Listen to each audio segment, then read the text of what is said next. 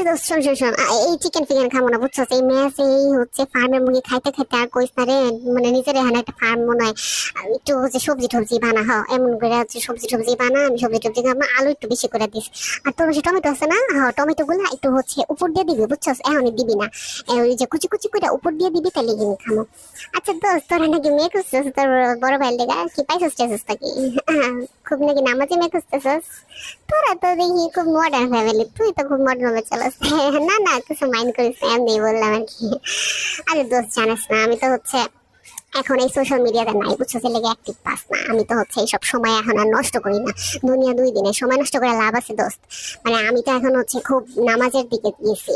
এখন আল্লাহর নাম ছাড়া আর কিছু কই না। মানে আমি কি কইতাম, আমি হয় এখন খুবই গেছি, একটু ঝাল বেশি করে দিস দোস্ত, হ্যাঁ।